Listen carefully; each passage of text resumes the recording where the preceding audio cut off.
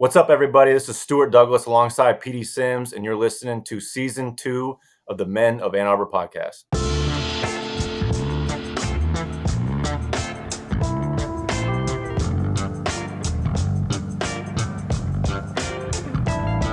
Welcome back, everybody, to another episode of the Men of Ann Arbor podcast. I am one of your hosts, Stuart Douglas, alongside Peedi Sims. Peedi, what's up, man? How was Christmas?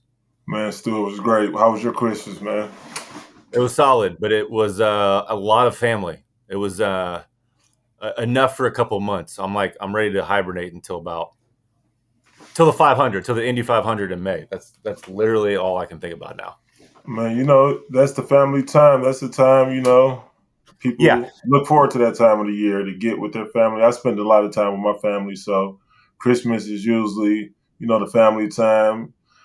Get that whole time, get that whole year to prepare for that time. You know what I was not prepared for after basketball is like the gift giving. Because I think we got to go home for Christmas, actually, funny enough, when you and me played that first year in Israel, my first year in Israel.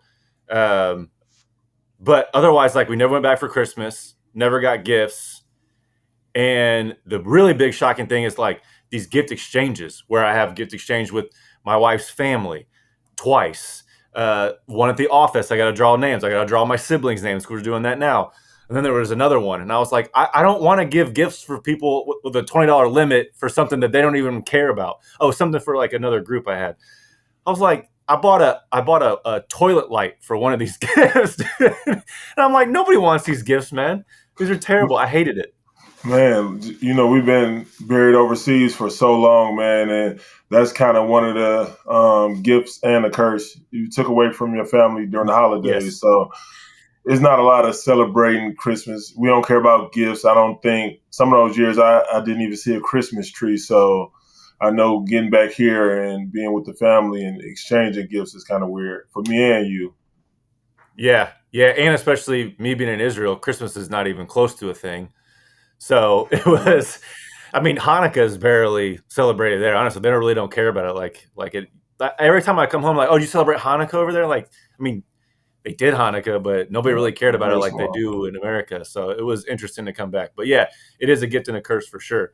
Tell me about the Doughboys. What's our record now? Oh, we are 4-6. Okay. We're having some struggles right now. It's, my thing is me becoming a new coach and, new to this program.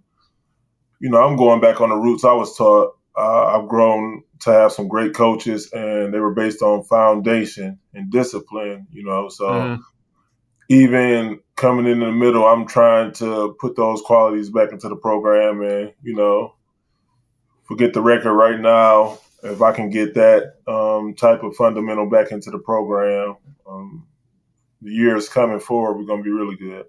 Yeah, it's funny. Full circle now that you're a coach. People listening that didn't know, didn't hear before in other episodes.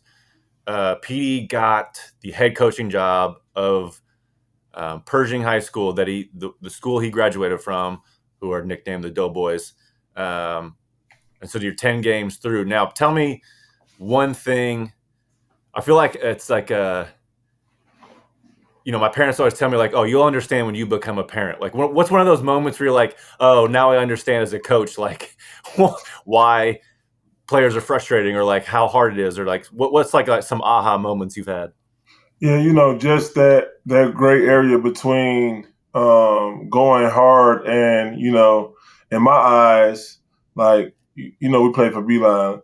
When I thought I was going hard at a drill or trying to do a play, or we used to do 5-on-0, and Beeline used to always stop us you're not going hard enough, game speed. And these guys, when they doing drills and certain things, just the speed and the enthusiasm they do it with it just doesn't do it for me. So I'm usually stopping every play. Come on, man, that's not game speed. So I understand what my coaches were saying. Do this shit game speed, man. You got to get something out of it. How's and you're so chill but direct. I feel like you have a good combination of honesty, but you're not like getting into people's asses, like being an asshole, you know? So have you had a pretty good response, you think, from the kids? It's up and down, Stu, just Yeah. because I played the game, I've respected the game, and, I kind of know what it takes to even get a scholarship, so Yeah. I just can't let these guys just do anything. So if it takes me getting out of my character, which I Hmm. have been, in these first 6 weeks, getting out of my character because, I just want the game to be, taught right and also executed right. And shit, you got to get out of your character to show them the right way. Shit, I had to plenty of times so Right. far. Yeah, I mean, that's like a good way of putting it. Because if you wanted to change as a player, you had to do something you never done before, which means you had to be out of your character, which means you got to be pushed and you got to push yourself. So yeah, you want to see your head coach like taking it like, no, like this is serious. So I'm curious. I'm interested to hear how the season ends. How many games left? We have maybe 6 games, and then we have districts. Okay. And from the Yeah. How does districts Michigan work? so the districts, once you start district play, that's like lose and go home. So you go from districts to regionals to quarterfinals, semifinals, all the way to the Final Four in Breslin. Gotcha. Yeah, we call it sectionals, and it's class basketball, right? Still Yep, it's class class. basketball. Yep, it's Gotcha. class. What classes? What class you guys?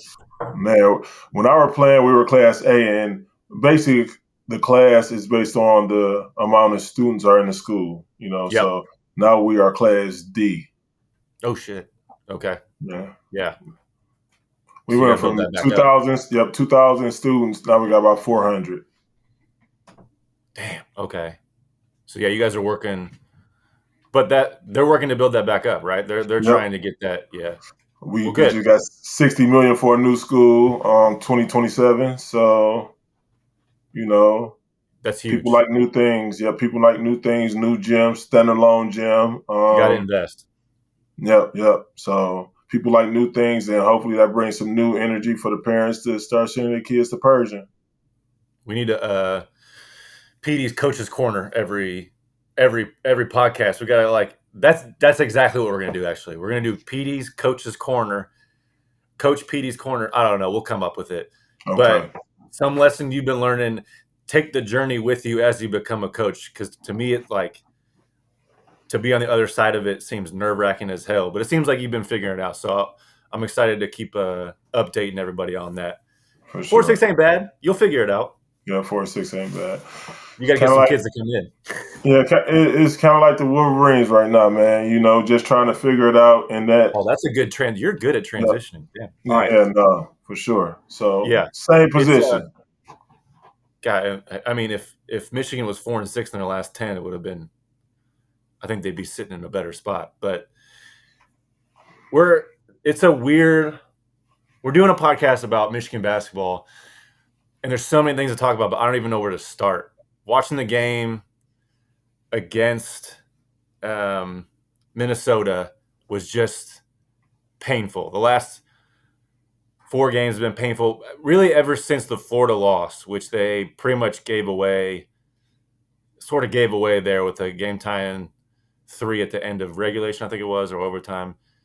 Ever since then, it's just been a total letdown. I mean, it's just fallen off a cliff. And we were on here last time trying to stay positive, but I don't know, man. That from body language last night to the record to the incident with Sanderson and everyone calling for Juwan's head, like I don't know how recoverable this all is. I mean, there's plenty of season left, but it's dire straits, Peedi. Like I don't know how much more hope I can give. I can remember Beeline's first year. It wasn't a lot of pressure on him because it was his first year, but we were Yeah. kind of in a position, as you know, we were in a position where we had to make a decision. Our record wasn't so good out of conference, and Big Ten in the beginning of Big Ten we struggled, but it was something that clicked enough for us to go on into the next season. But it's something that has to click for this Michigan basketball team. Nothing is going right now.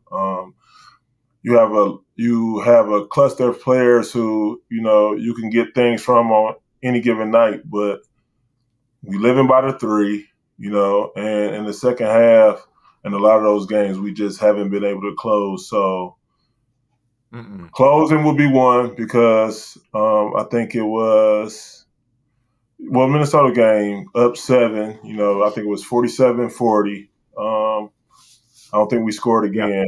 We didn't score again for a long stretch.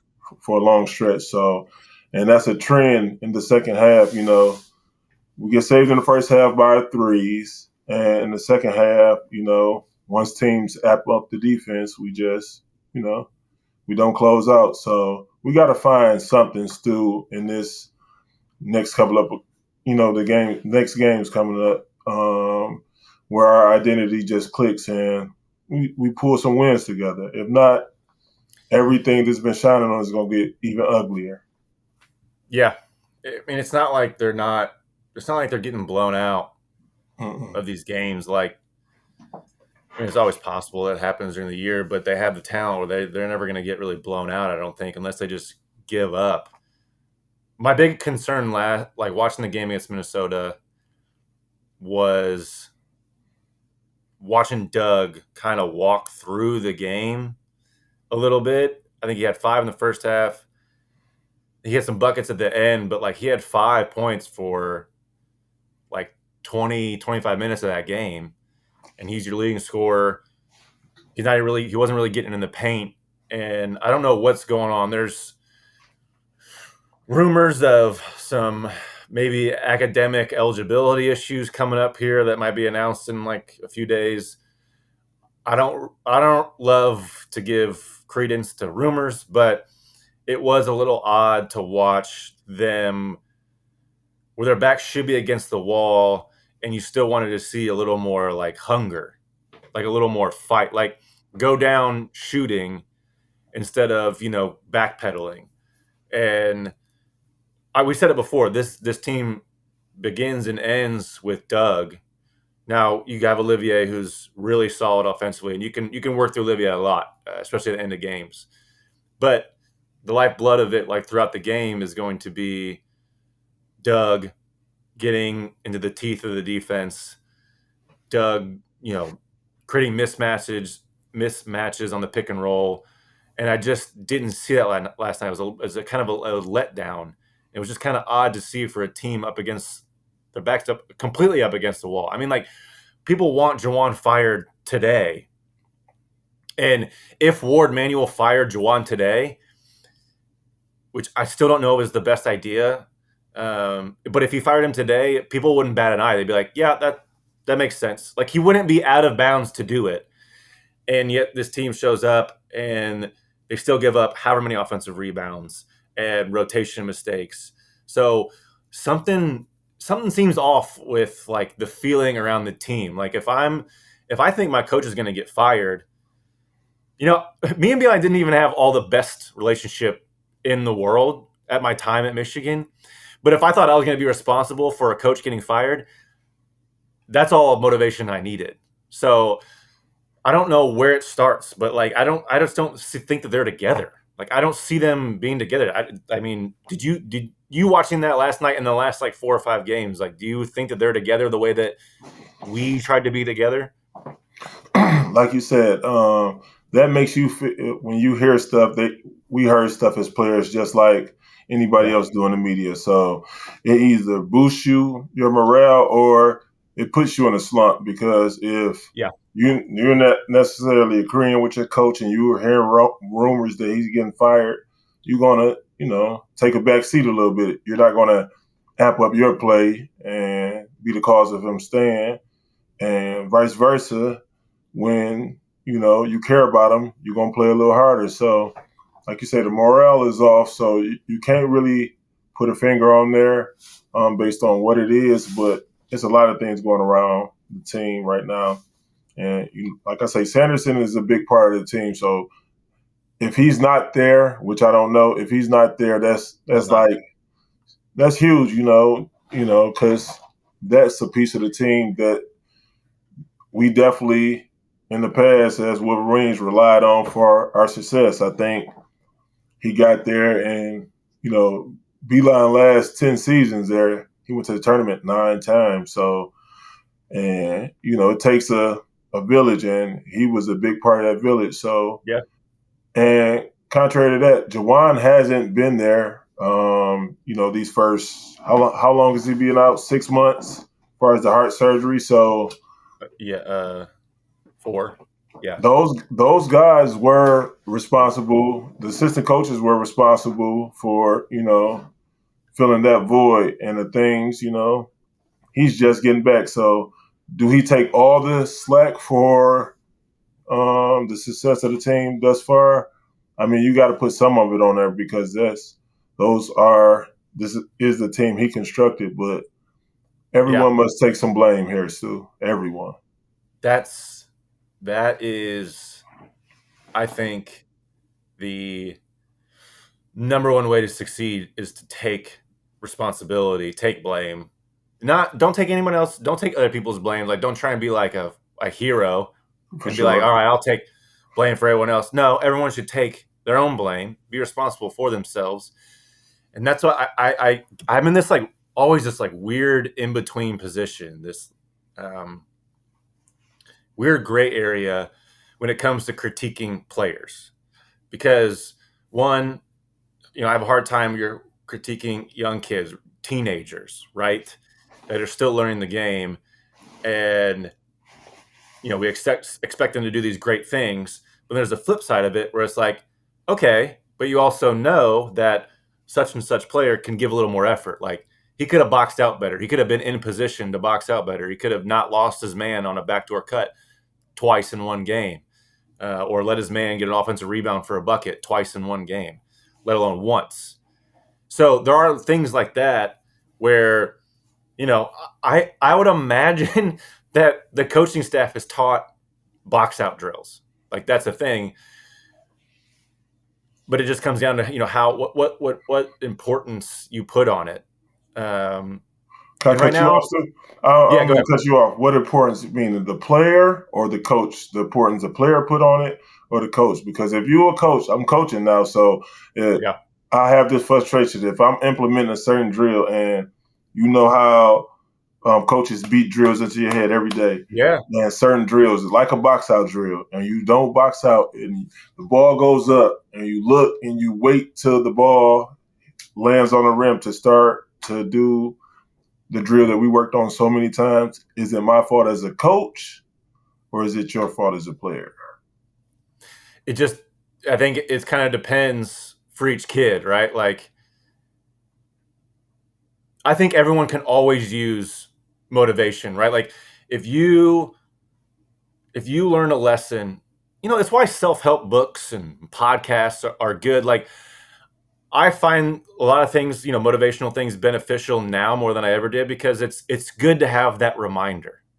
So there's part of that that's on the coach, but again, there's part of it that's on the player. I think it's a mix of things, but I think there is groundwork that has to be laid with each team, and especially when you have a team like this where you're kind of restarting a culture, right? Like, Doug, you got a new For player sure. that's at the helm. Your two best players are pretty much new to this responsibility on this team. So you have to make it important, and you have to let them know it's important. And like, the players have to coach each other that it's important. Like, in terms of like boxing out, Beeline, his strategy was fear based. Like, if you don't do this, you're gonna run, For and you're gonna sure. get your ass chewed out in For film. sure. For I sure. don't think that's totally necessary all the time. Sometimes it is. It depends on who the player is, and depends how many times you told this kid. I think our Beeline did it because he didn't have a deep roster and he didn't like playing a lot of guys. I think this team is similar. Juwan does not like playing a lot of guys at all. I mean, he barely plays Trey Jackson. Jalen Llewellyn's not playing at all. I don't know what's going on there. Will is not getting a lot of minutes like I think he should be. And, Namari, let's, for instance, like, Namari had 2 box outs that were missed, but like, he doesn't want to take them out. And, whatever terrorist mistakes he makes, he doesn't want to take him out either. And so you're not getting any learning lessons from being benched, that'll make you learn real quick what you need to do to stay on the court. So there's got to be other ways you do it. And there's a couple ways you do it. If you do it fear-based, you can really just try and level with guys and have really just be openly honest about everything. I don't know. That's always the toughest part, right? Managing other people is tough. You know it.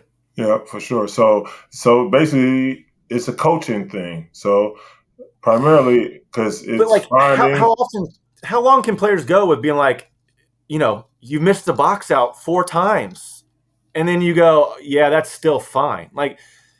Maybe that's a coaching thing. I don't know. They're sophomore. All these guys are at least sophomores now. You should know that stuff. You should know that your freshman year, halfway through your freshman year. But I don't know. I don't know where the answer is, but I know it goes a little bit of both ways, at least. Yeah, for sure. Because, but I think, the coaching putting the method of being a fear-based or, like you said, having a one-on-one, being honest with a player, maybe that would have worked for a player. I was more of a fear-based player, so I knew that I wanted to play and I didn't want to run. So, and the guy who controlled that was the head coach. So, and now that I'm coaching, it's zero tolerance for her. I just have zero tolerance just because I saw my coaches be that way with me, and I was better than all of these guys. So it's you guys not going to do. Oh yeah, you got to run. I can't be nice, but the culture of basketball not now, even in college. I think I read something where a Louisville player wouldn't go into the game because they didn't have the specific sites that kid was messed up. But the culture isn't too far for this generation of basketball and how they think. Me being around it now, so I can imagine trying to get a guy to box out and he just having brain farts during the game. And what can you do as a coach?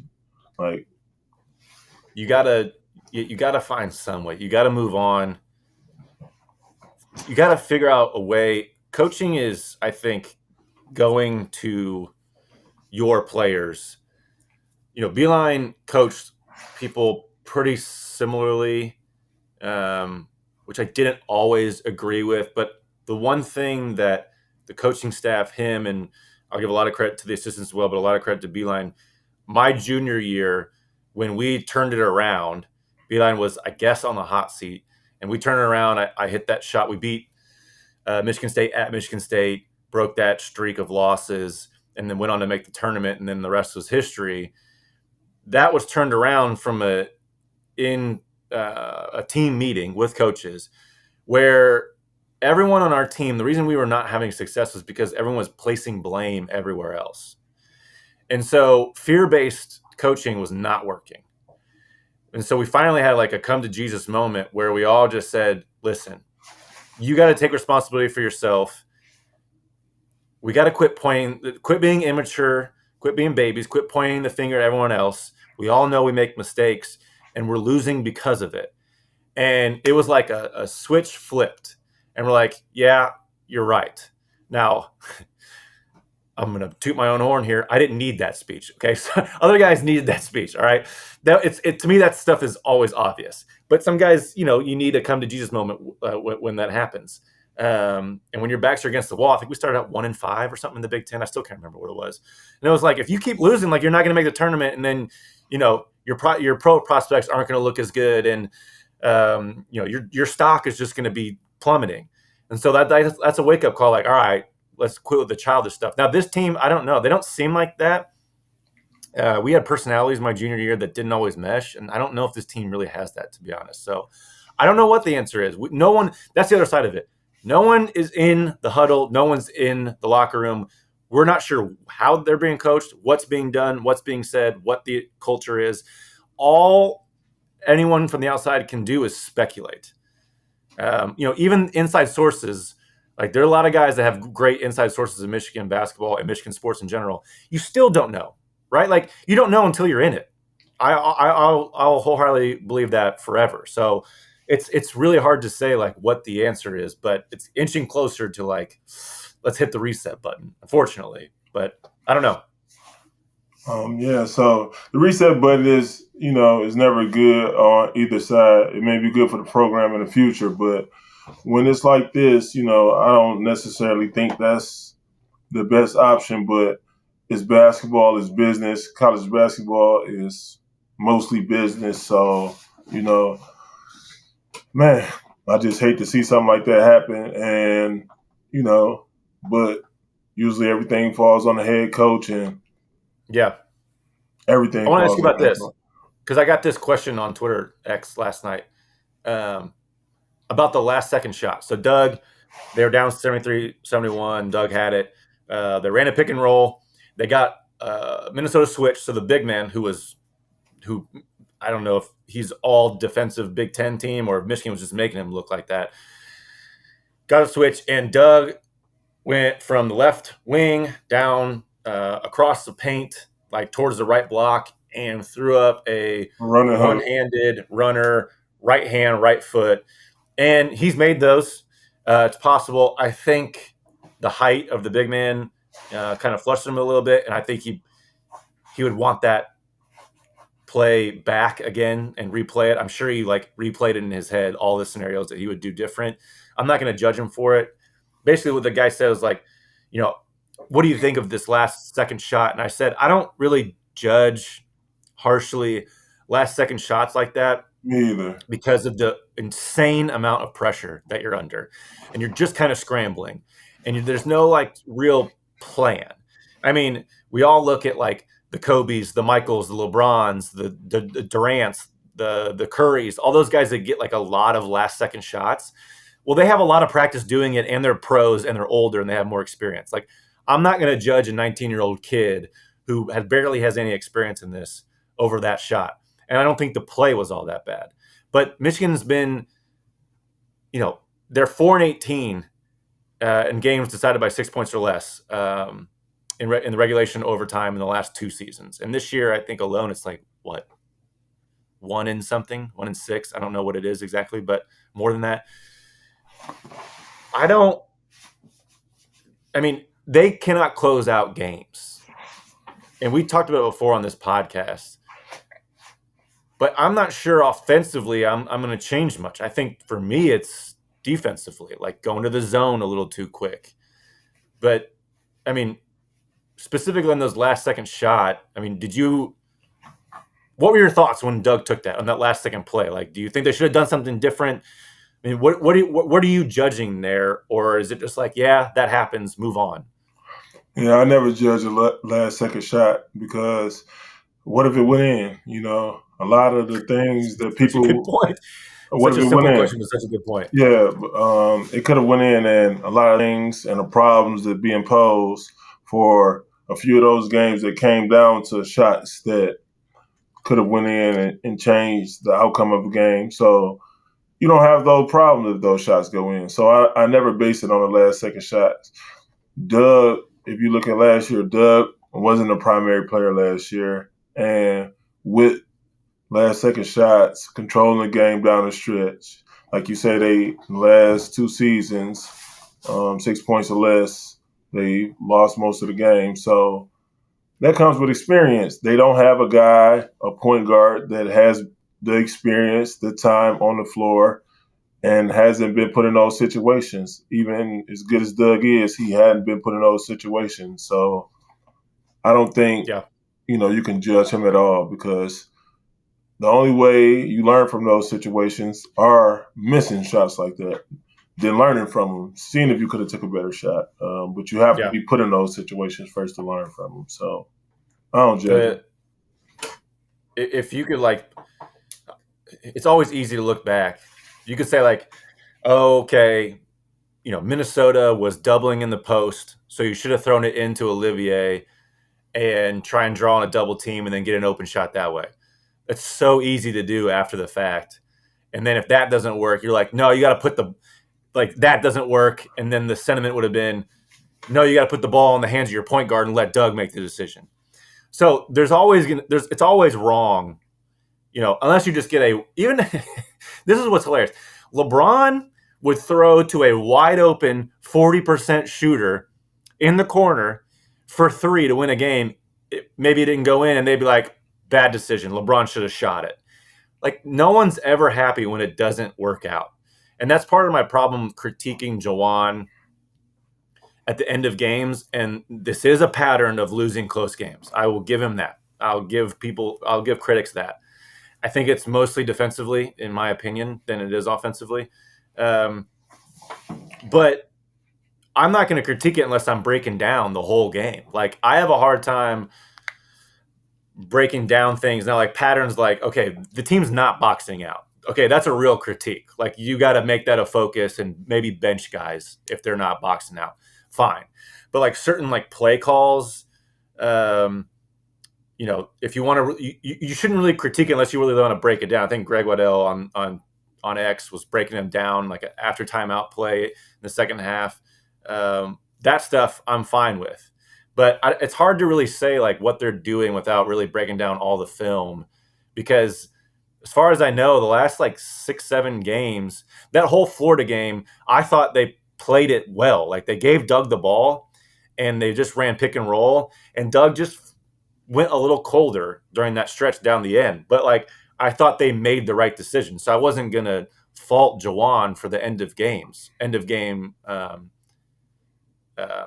production, besides the zone defense, which I absolutely hate. So I don't know. It's a complicated. I'm kind of talking myself into circles here, but it's just a complicated critique that I just have always hated. Like, that end of game shot. Like, if it doesn't go in, of course it was wrong. Like, there's always something better that could have happened. So that part, to me, I just don't even want to take part in it anymore. But that's where we're at with all of this. Is like, You're right. little stuff like that where like a missed layup is Juwan's fault all of a sudden.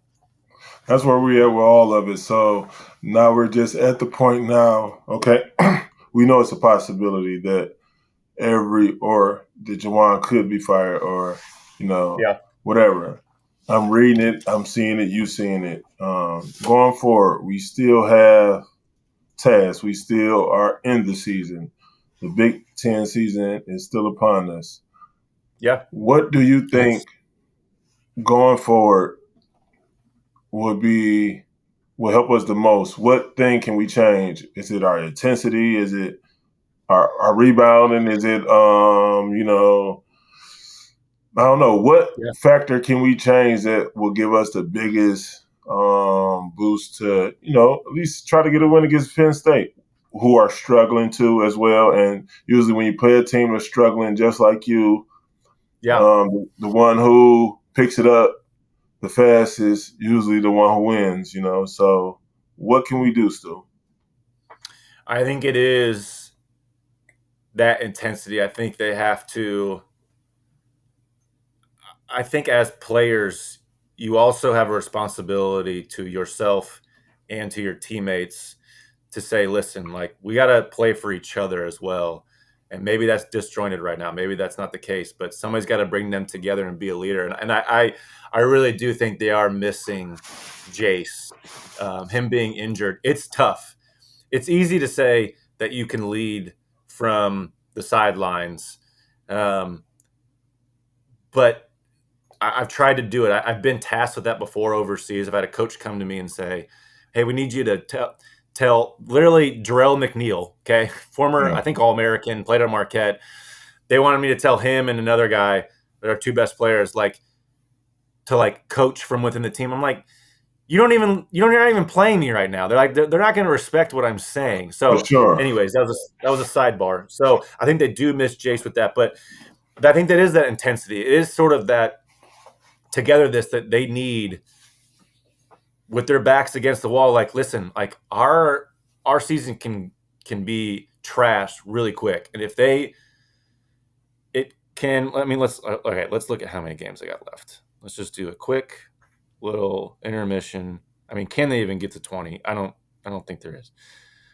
1, 2, 3, 4, 5, 6, 7, 8, 9, 10, 11, 12, 13, 14, 15. Okay. They can get to 20. It's going to be an unbelievable run that they need to make. But the season's not completely trashed yet, okay? Now they go if they end up being like 6-14, they lose the next 6 games in a row, then it's trash. Like it's done.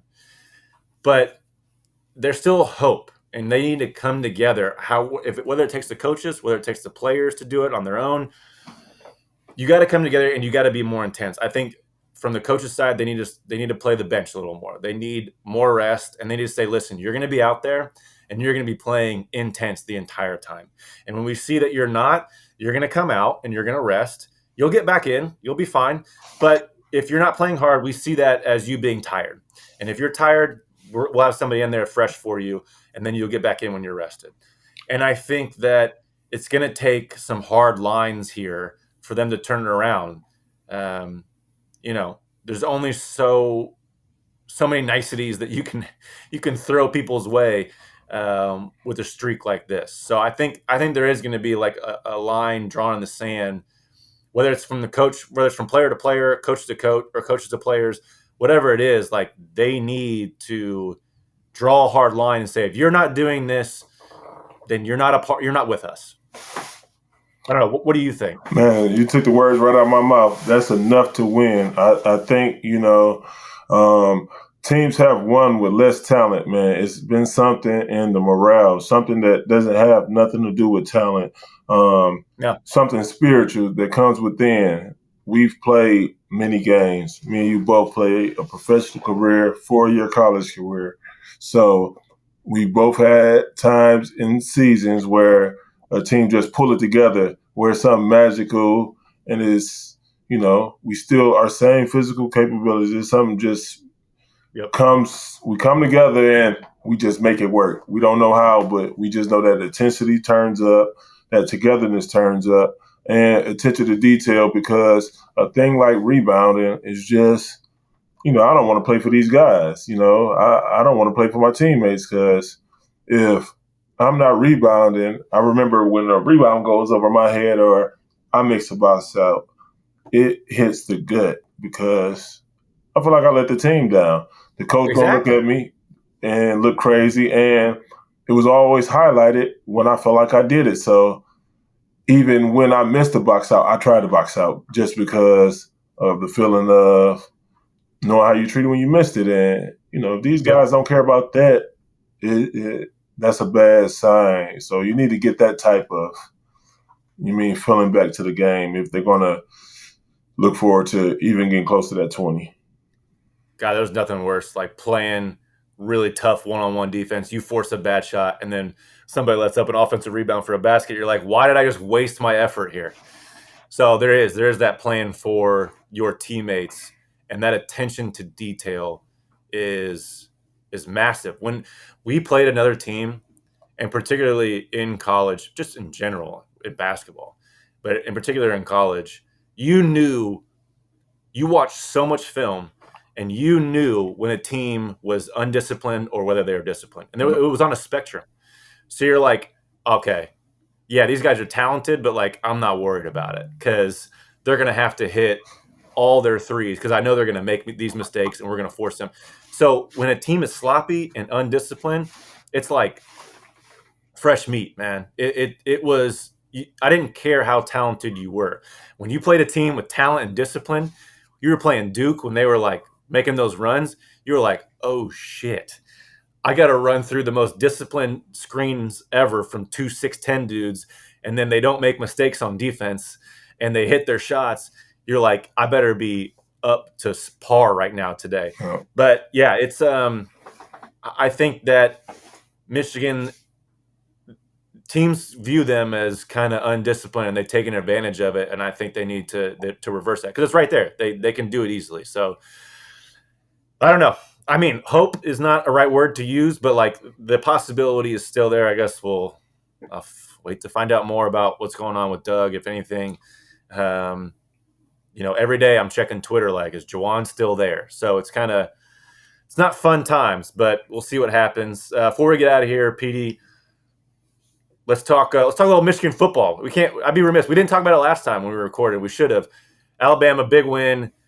My heart about fell out of my butt. I thought they were definitely going to lose, but now they got Washington versus Michael Penix. You got any predictions? I'm feeling a Michigan win, dude. I'm feeling a Michigan win too. I like Penix too. I like Washington. I think they're fun. I only see gold and blue, amazing blue rather. I don't see it, man. Just like with Alabama, was a lot of guys. Even the news radio here, I'm going to work listening to the radio, and in the same breath, the same guy said, "Oh yeah, I wasn't sure Michigan was going to win, but I'm glad they win." Now McCarthy has to step it up. If they're going to win again. Like, come on, you can't have your cake and eat it too, dude. Man. Like, come on, man, pick one. I think that they came out throwing against Alabama. I think they run the ball down Washington's throat. I think they just trying to control the game. I think he wants like an NFL grind it out, control the ball type game. And I would not be surprised. The Ohio State game, at Ohio State this year, JJ did not throw. He threw one pass, but it was a pass interference call. So there was no official pass that he threw during the second half of that game, which I don't know if I've ever seen besides like an Army-Navy game or something. But I think they do. I think they come back with that strategy. I think they just run it. I'd be a little surprised if they have JJ throwing the ball, but he looked. I mean, he threw 3 touchdowns against Bama. So I need you. So yeah, he looked good, and I'm trying to pull up my parlay because I might need you with this one. I definitely won, and I was going to show the screen. You hit a parlay. What, against Bama? Yes, against Bama. What was it? What were the bets? I'm gonna pull it up now. I'll tell you mine. I won. It was you won? Yeah, I won my ladder. Okay, so I had McCarthy over 182. I had Roman Wilson to score. I had Corum to score 2. I had the running back from Alabama to score 2 touchdowns, and I had Jordan Poole to score 10 points. What did you get? What were the odds? Plus 6,000. Oh damn! Yeah, that's a nice little hit right there. I was about to show you what I put on it. Just $1. No, it wasn't. It's just $1. Yep, just $1. No, it was not $1. It was $1, man. My FanDuel ain't coming up, but I just put $1 on there. But I'm bet with Michigan through and through. Washington, just another steak on the menu. I like that. Yeah, that's what I'm thinking. I think you would expect them to roll over the line, so we'll see. But yeah, my bet. I bet. I thought Michigan was going to win by like 2 scores, so I bet money line minus half point, -1, -1.5, -2, -2.5, all the way as far as I could. I was going to go to 14 small amounts, but DraftKings would only let me go until -6.5. And so I was lucky. Thank God for DraftKings limits, because they won by 7. I hit every bet that I made, but I probably would have lost some trying to chase some bigger odds like -10, minus like 12, something like that. But yeah, I think I'll probably do something similar with this game. I don't know what the spread is at, but I'm expecting a Michigan win. I think Penix is ridiculous, and if they can get, I don't even know if I can see it. Maybe we'll see it on YouTube. Oh, there we go. You're a wild dude. You gotta send me your parlay. That's what we'll do. We'll make it public. We need to come up with a parlay each podcast. Hey, man, episode. It's taking over the world, man. I know it's taking over my phone. Okay. Yeah, I know it's ridiculous. Honestly, it's kind of becoming a problem. Okay, let's do it right here. Let's do a Michigan parlay.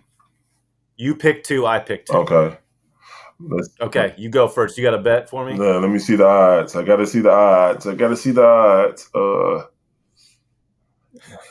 Real-time live betting. Yeah. This is what the people pay for. Yeah, real-time live betting. I got to see the odds. They should have it. I don't know why they don't have it highlighted. Okay. They have Michigan. Oh, Michigan, 4.5. Of course. DraftKings won't even load.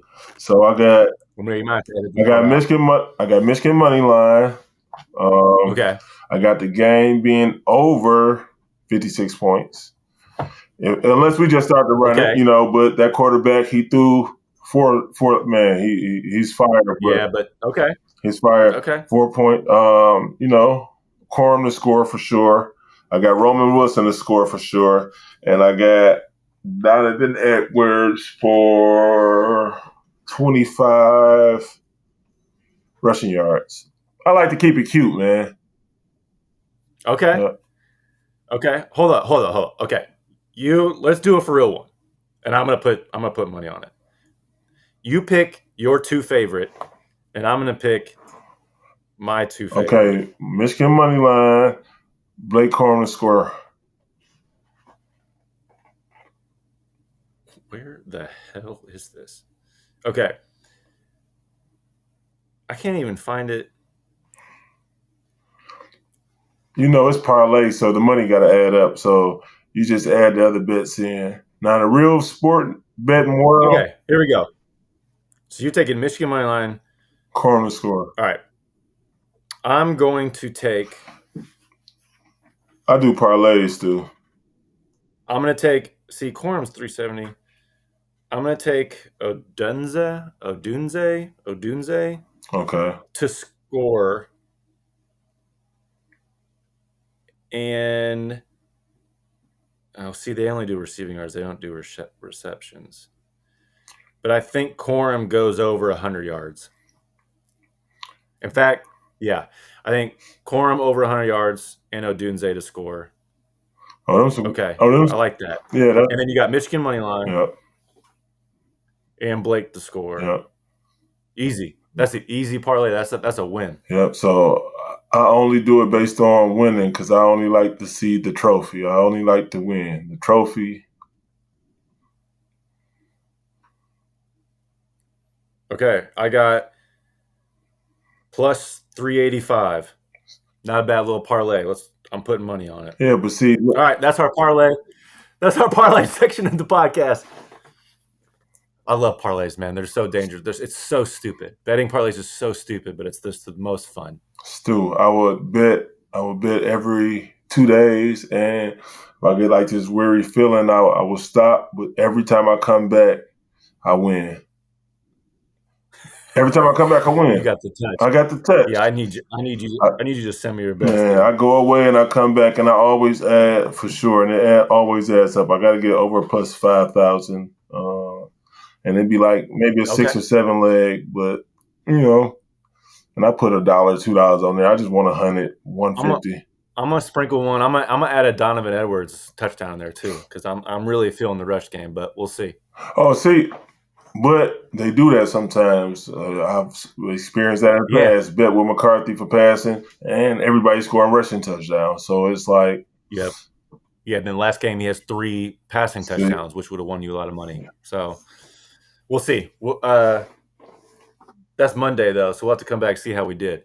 But appreciate you everybody listening. I don't know when we'll be back. They play Penn State next. It's kind of the battle of two teams that are very down right now. We want to see them anything. We just want to see a win, see how they respond to this.